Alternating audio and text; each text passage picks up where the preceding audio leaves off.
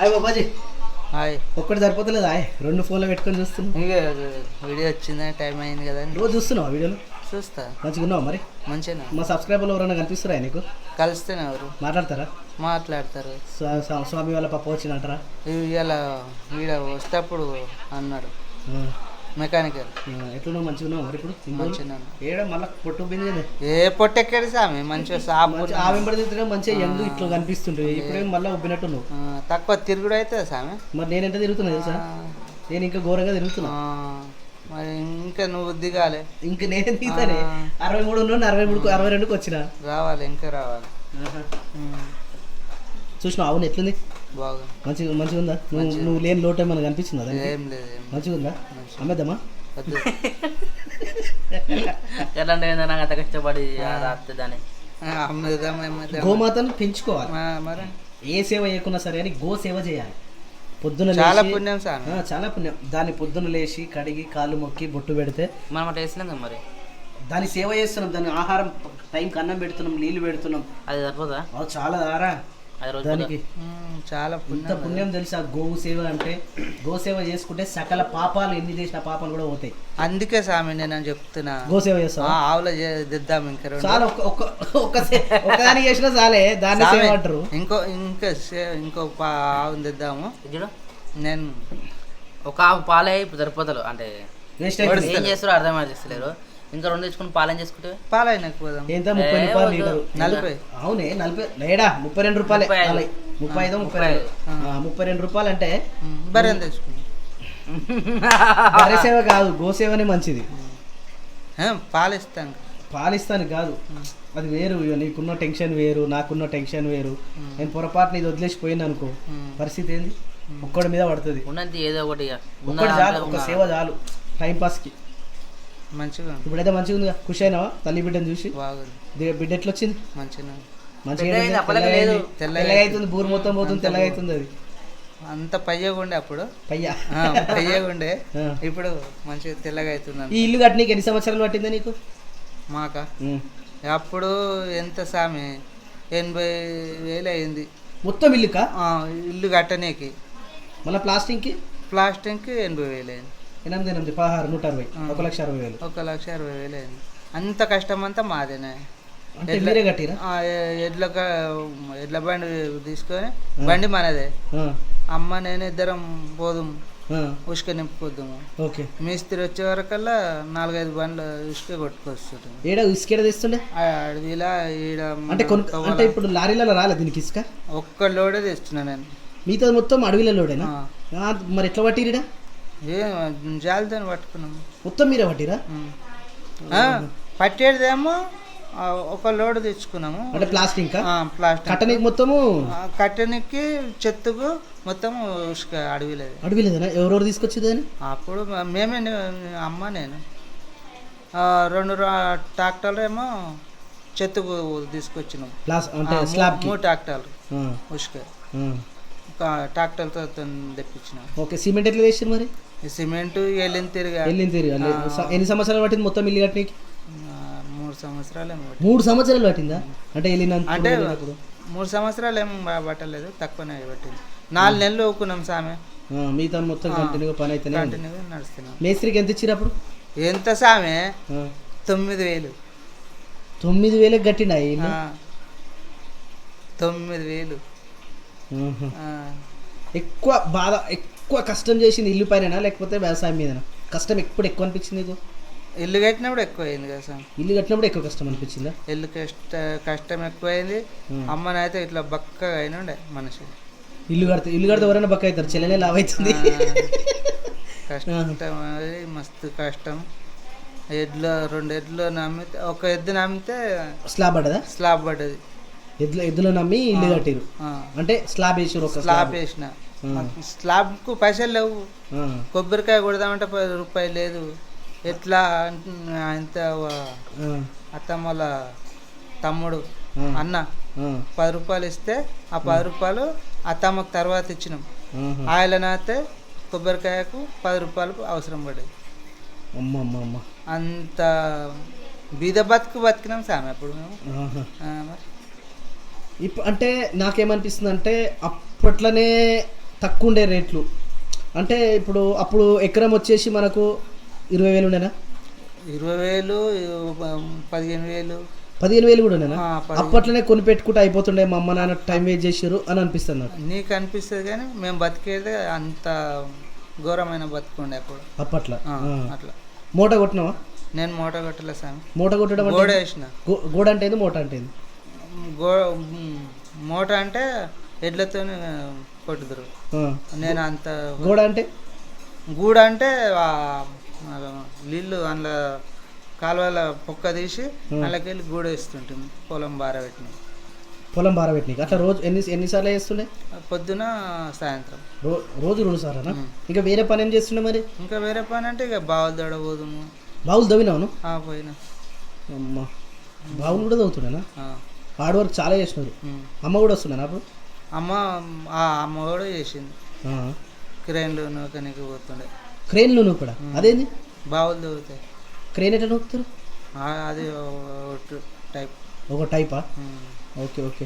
ఎక్కువ రోజులు చేసింది అంటే 5-6 సంవత్సరాలు ఒకటే దగ్గర చేసింది. ఎక్కడ చేసారు మీరు? ఒక్కతాన్ని అంటే ఇప్పుడు 12 సంవత్సరాలు చేసిన సామె. ఎక్కడ? ఆ వ్యవసాయం. ఆ వ్యవసాయం ఎక్కువ కదా? చిన్న ఉన్నప్పటి నుంచి ఎవరు దానికి పోకుండా చేయాలంటే అదే ఎక్కువ చేసిన వ్యవసాయం. అదే వ్యవసాయం ఎక్కువ. మొత్తం ఉన్న పని మొత్తం అందరూ అన్నీ చేసిరా? మనమైతే చేసినాం. నేను పుట్టిన తర్వాత ఆపేసిరా? నేను పుట్టినాక ముందుకున్నా? నువ్వు పుట్టినాక. నేను పుట్టినాక ఎక్కువ ఏం చేసినావు తర్వాత? ఎక్కువ మమ్మల్ని అంటే ముందుగా నేను పుట్టినా కదా, నేను పుట్టినప్పుడు మీకు ఏమనిపించింది అంటే అరే కొడుకే పుట్టినా అనిపించిందా, లేకపోతే ఆడపిల్ల అయితే మంచిగా అనిపించింది? ఆడపిల్ల అని ఎట్లా అంటారు సామె? పుట్టిన కొడుకు అనే నిమ్మలం ఉంటుంది కదా సామె. దాని తర్వాత తమ్ముడు పుట్టిండు. ఎన్ని సంవత్సరాలు పుట్టిండు తమ్ముడు? 4 సంవత్సరాల తర్వాత. అరే మళ్ళా కొడుకే పుట్టిందని అనిపించిందా, లేకపోతే అరే ఇద్దరు ఉన్నారని అనిపించింది? ఇట్లా అనిపిస్తుండే అరే కొడుకా బిడ్డనా అనే ఫీలింగ్ ఏమైనా ఉంటున్నప్పుడు? అట్లా ఏం లేకుండా ఎవరు పుట్టినా చాలు. దేవుడు ఇచ్చిన వరం కదా. దేవుడు ఇచ్చిన వరం, రైట్. ఓకే. చెల్లె పుట్టినప్పుడు అయితే నాకు గుర్తుంది. చెల్లె పుట్టినప్పుడు నాకు గుర్తుంది. ఆమెకి ఎత్తుకున్నది నాకు గుర్తుంది. ఆమెతోటి ఆడింది గుర్తుంది. ఆమెను కొట్టింది కూడా నాకు గుర్తుంది. 5 సంవత్సరాలు కదా సామె తేడా. చెల్లెకి నాక? నీకు 5. నాకు తమ్మినికి 4. ఆడికెళ్ళి 6 సంవత్సరాలు. నీకు నాక? చెల్లకు నీకు నాకు 4 years. చెల్లె నాకన్నా 2 years చిన్న. 2 years ఏనా? 2 years అంటే నేను 6 సంవత్సరాలు ఉన్నప్పుడు అంటే నాకు తెలుగు ఉన్నది. కొట్టినా తిట్టినా ఈ నూకి పడేస్తే అలా పడుతున్నప్పుడు ఎక్కువ అంటే ఎక్కువ సందర్భం అంటే వీళ్ళని చదివిపియాలి ఇట్లా అవుతారు అనే పదాన్ని అనుకున్నాం. మేము ఇంత వరకు వస్తుందని కూడా ఊహించలే. ఏదో గదే నోట్ కష్టం చేసుకొని బతాం అన్నట్టుగానే ఉంది. ఇక సిటీకి పోయినాం. ఇక్కడ లైఫ్ టర్న్ ఎప్పుడు అనిపించింది నీకు? టర్న్ అంటే ఇప్పుడు ఇక్కడికి వెళ్ళి పోయినాక 7 గంటలకు ఫోన్ వచ్చింది. 7 గంటలకు ఫోన్. అక్కడ డ్యూటీ గురించి అంటే ఇప్పుడు హైదరాబాద్ ముందే పోయొచ్చిన సామె. నేను వారం రోజుల ముందే పోయొచ్చిన. అంతకుముందు హైదరాబాద్ లో ఏమైనా పని చేస్తుంటే అక్కడ పోయొచ్చిన మస్తుగా. ఎక్కడ? దుబాయ్ మనం పోయినా? దుబాయ్ ఎక్కడ పోయినా సామె. ముంబై ఎక్కడ పోలే నేను. ముంబై హైదరాబాద్ దాటి హైదరాబాద్కి పోయినా. ఫైనల్ హైదరాబాద్. కష్టంలా హైదరాబాద్ ఒకటే. హైదరాబాద్ మోండా మార్కెట్ మోండా కాదు, అక్కడ దిల్సుఖ్ నగర్ ఇంకా మోంజన్ మార్కెట్ ఇంకా మోంజన్ మార్కెట్కి నేను ఏం చేయలే కానీ ఎక్కువ తిరిగినావు. నన్ను వదిలేసి కూడా వెళ్ళిపోయినాను. నువ్వు పుట్టక ముందు పోయినా. నేను పుట్టినాక మొత్తం ఆపేసినావు. ఈ వ్యవసాయమే చేసినావు. వ్యవసాయంలో ఇంతగానో అసలు ఇప్పటికీ ఏం మిగులుతలేదు. అప్పుడు కూడా ఇట్లనే ఉన్న పరిస్థితి. అప్పుడు 50 రూపాయల కూలి అయ్యింది, నేను వ్యవసాయం బంద్ చేసిన. 50 రూపాయల కూలి అయినప్పుడు వ్యవసాయం బంద్ చేసినావు. లాగోడు ఎక్కువ అవుతుందని బంద్ చేసిన. అంటే కలుపు కూడా ఎక్కువ అవుతుంది. అంటే అప్పుడు 10 రూపాయలు 15 రూపాయలు ఉన్నప్పుడు 10 రూపాయలు కాదు సామె. నా పెళ్ళి అప్పుడు 7 రూపాయలు కూలి. మీ పెళ్ళి అప్పుడు 7 రూపాయల కూలి? అమ్మకు నాకు జోడి పోతే 14 రూపాయలు వస్తుంది. ఎక్కడ పోయినా కలిసే పోతున్నా అమ్మను? ఎక్కడ పోయినా అంటే ఏమేమి ఫస్ట్ పనులు? తోటలకు అందులో పోదుం కదా. వసంతరావు తోటలకు బాగా పోతుండే. నాకు గుర్తుంది. నువ్వు కూడా వచ్చారు కదా సార్. నేను ఎప్పుడు నువ్వు తమ్ముడు నా హైయెస్ట్ సాలరీ నేను ఎప్పుడు తీసుకున్నా తెలుసా? 25 రూపాయలు. తమ్ముడు 15 రూపాయలు. నేను 15 రూపాయలు. నాకు తక్కువ ఉంటుండే. నువ్వు పెద్ద చిన్న చూస్తుండే మీ తమ్మునికి అయితే 10-15 రూపాయలు ఇస్తామని అన్నారు. నెలకు అనుకుంటా కాదు రోజుకి రోజుకి నాకు 15 రూపాయలు అనుకుంటా, 10 రూపాయలు అనుకుంటా. నీకు 10 నాకు 15 అనుకుంటా. మరి నాకు 25 కాదు, నాకు 15 రూపాయలు, తమ్మినికి 10 రూపాయలు కూలి ఉండే అప్పుడు. అంటే సమ్మర్ హాలిడేస్లో స్కూల్ అయిపోగానే హాలిడేస్లో అందరు అమ్మమ్మ వాళ్ళ ఇంటికి పోయి ఎంజాయ్ చేస్తే మా అమ్మమ్మ వాళ్ళ ఇల్లుకి ఇదే కాబట్టి మేము ఎక్కడ పోలేకపోతుంటే చిన్నప్పటి నుంచి మాకు కష్టం తెలిసింది. ఇక హాలిడేస్లలో సమ్మర్ హాలిడేస్లలో మెల్లమెల్ల పని చేసుకున్నాం. దాని తర్వాత నేను మొత్తం పని చేయడం మానేసాను. ఇక మేము అటు వెళ్ళిపోయినాం కదా సార్. అటు వెళ్ళిపోయినాక ఇక అప్పుడు పైసలు కనిపించినాయి. అంటే పైసలు కనిపించినాయి అయితే హైదరాబాద్ పోయిన తర్వాత. అంతకు ముందుకు ఇంట్లో పైసలు ఉంటుండేనా? ఎప్పుడు ఏదైనా పని ఉంటే అంటే ఇప్పుడు మేము సిచ్యువేషన్ ప్రకారం నాన్నగానికి ఏమైనా కావాలంటే ఇమ్మీడియట్ గా అరక్షణంలో అయిపోతుంది. అప్పుడు మేము ఏమైనా కావాలని మిమ్మల్ని అడుగుతున్నానా? తెలియనప్పుడు మా ఊహ తెలియనప్పుడు అడుగుదురు నమ్మాతను ఉండకపో. మరి మేము ఏడిస్తే ఏం చేస్తుండే? ఒక్కసారి సామె యాగిరొట్టకు పోయినాం. ఆడ బస్ కిరాయి మందేమో ఉన్నాయి. అమ్మ తాత మన తాత, అమ్మమ్మల తాత మన తాత, మీరు ముగ్గురు. చెల్లె పుట్టింది అప్పటికి? చెల్లె పుట్టిందో పుట్టలేదు అంత జ్ఞాపకం లేదు, కానీ మీరు ముగ్గురు అనుకో. మేము ఇద్దరం 5 వాళ్ళు 3 8 మంది పోతే సుక్కలు చూపెట్టారు సామె. ఎవరు? మీకు అది కావాలి ఇది కావాలంటారు, మా తన డబ్బు లేదు.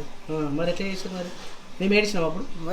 ఏడుస్తారు. కొట్టొద్దా? బయలు కొట్టేది ఏం కొట్టాలి? ఎంతగానో బెదు ఇచ్చినాము, అట్లా బుదిగరేసుకొని అట్లా ఇట్లా చేసుకొని. ఏమడిగినాం అప్పుడు? ఏమడుగుతున్నా? ఏదో పిల్లలు ఆడుకునేటి బొమ్మలు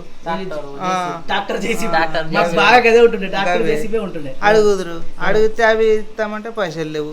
జ్యోతి అడిగింది ఏమన్నా? ఇక జ్యోతికి ఇట్లా ఇద్దరికి అట్లా చాలా కష్టంలో వెళ్ళబోసినాం సార్. వెళ్ళబోసినాము హైదరాబాద్ బోర్బంది. ఆడికి పోయినాకనే ఈ బాధలన్నీ తప్పినాయి. పైసలు కనిపించినాయి. పైసలు కనిపి ఎప్పుడన్నా ఇంట్లో ఉంటుండే స్టోర్గా పైసలు ఉంటుండేనా? ఎవరైనా వస్తాయి నీకు? మేము అంత వెళ్తానికి పోలేదు సార్. ఇక మా మందం ఉంటుండే. ఇంట్లో ఉంటుండే పైసలు పెట్టుకుంటుంటా? మీరే గ్రేట్ సామె ఉంటుండే. అంటే ఎన్నో కొన్ని గొప్ప ఉంటుండే. మళ్ళా ఇట్లా ఆపత్తిగా ఏడన్నా మేము ఎప్పుడు చిట్టీలే పెడుతుంటాం. చిట్టీలు అప్పుడు బాగా నడుస్తున్నాయి. అప్పుడైనా పెట్టినాం, ఇప్పటికి కూడా చిట్టీలతోనే ఈ దారి దాకా వచ్చినాం. అంటే ఒక చిట్టి అంటే పైసలు ఎన్ని స్టార్ట్ చేసుకొని ఇల్లు కట్టడం స్టార్ట్ చేసి ఎంత ఉన్నప్పుడు మీ దగ్గర? ఎన్ని ఇల్లు కట్టడానికి? దుడ్డే నమ్మిన సామె 2000 పెట్టి. ఏమో నువ్వు అన్ని అమ్ముకుంటూనే కడుతున్నావు. దుడ్డే నమ్మి ఇల్లు కట్టినా? 2000 తోటి ఇల్లు స్టార్ట్ ఎట్లా అవుతుంది అనుకున్నా? నేను అట్లా అనుకుని మొదలు పెట్టిన. 2500కు ఇక్కడ మేస్త్రికి భయాన్ని ఇచ్చిన. ఇచ్చినావు, బాగానే ఉంది. మరి మెట్రోలు ఎట్లా తెచ్చినావు? మెట్రోలు ఎట్లా తెచ్చినావు?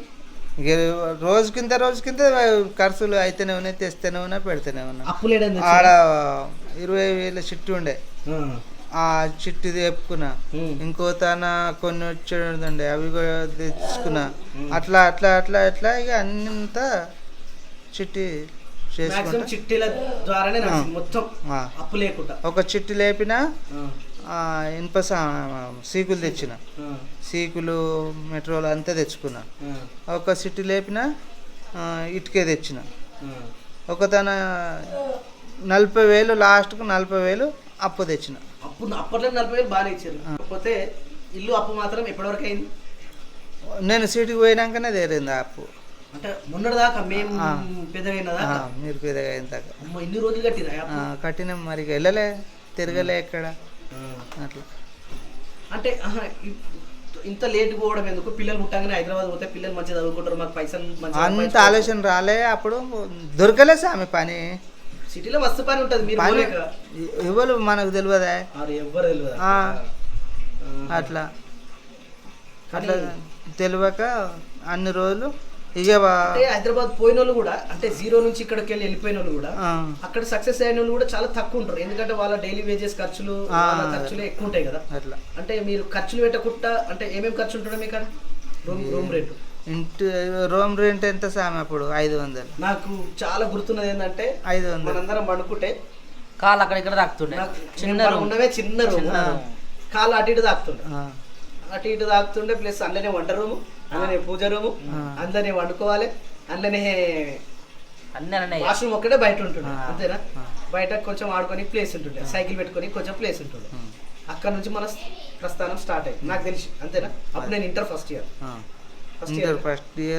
నేను 9th క్లాస్. నువ్వు 9th క్లాస్? 9th class. చెల్లె 6th క్లాస్. 6 క్లాస్ నుంచే దొరకపోయినా చెల్లె నాయన చెల్లె 6th ఉన్నప్పుడు విలేజ్ లో ఎక్కువ తెలియదు ఆమె, జస్ట్ 6th క్లాస్ వరకే కాబట్టి. మిగతా 6th 10th అదే 7th 8th 9th 10th మొత్తం నేరేడ్మెట్ హై స్కూల్, అదే స్కూల్ చదివింది, అదే స్కూల్లో ఆడికెళ్ళే కదా. ఇప్పుడు అదే స్కూల్ టీచర్. నవ్వకు జ్యోతి, నువ్వు నవ్వుతే మస్తు ఉంటావు. నవ్వకు జ్యోతి సన్నగా సన్నగా అయిందా? అమ్మో నువ్వు జ్యోతి సన్నగా మొత్తం అబ్బో జ్వరం వచ్చినట్టుంది. మొన్న బాగా ఇంటికాడ మళ్ళీ ఉసుక పడుతున్నాం, ఎట్లుంటది? కష్టం గురించి చెప్పొద్దని మాట్లాడుతున్నా, నాకు అర్థం కాదు. చూసినావు నీ కష్టం ఇంకోట ఆమె కష్టం అయితేనే ఎక్కువనా కదా నాయన, చెప్పు నాయన. ఈ వేజ్ లో ఆమె చేసేది అయితే గొప్పనే. అప్పుడు అమ్మ ఏజ్ చేసింది మరి. అమ్మ మనం పుట్టినాక అంత సీన్ లేదు, నువ్వు పుట్టలే. నేను ఎట్లుంటుండే ఎంత హార్డ్ వర్క్ చేస్తుంది. అమ్మ నీకు మస్తు తెలుసు, నాకు తెలియదా? కొంచెం కొంచెం తెలివి ఉంది కదా నాయన. నువ్వు నా సైకిల్ మీకెళ్ళి ఎత్తేసినావు గుర్తుందా? నేను గింత ఉన్నప్పుడు నారాయణపూర్ పోతాడు సైకిల్ మీకెళ్ళి ఎత్తేసినావు గుర్తుందా లేదా? నన్ను ఎత్తేసినావు, నన్ను ఎత్తేసి ఇంటికి పోయినాక అమ్మ చెప్తే మళ్ళీ ఎత్తేస్తా. నాకు మస్తు గుర్తుంది. నాకు కూడా గుర్తుంది ఒకసారి నన్ను కూడా చేసిన చిరుకుచి కొట్టిండు. ఒకరోజు ఆవుని అప్పుడు ఎద్దులుండే మన ఆ ఎద్దులు ఇప్పమన్నాడు, నేను ఇప్పనే ఇప్పనన్నా. ఇప్పమన్నాడు అన్నాడు. సరే ఎక్కడికైనా పోతున్నాడు, ఏమి ఊర్లోనే ఉన్నాడు ఇప్పనందుకు వచ్చిండు, ఉరుకొచ్చిండు. నేను కూడా ఇప్పలేదు, సాయంత్రం 5 గంటల దాకా అట్లనే ఉన్నాయి. ఊరుకొచ్చిండు, ఇప్పమంటే ఇప్పవారా అని బావి దాకా గెందుకోయిండు. అడిగిపోయి అవి ఇప్పి మళ్ళీ నీళ్ళు దాపి తీసుకొచ్చి గడ్డేసి వచ్చింది.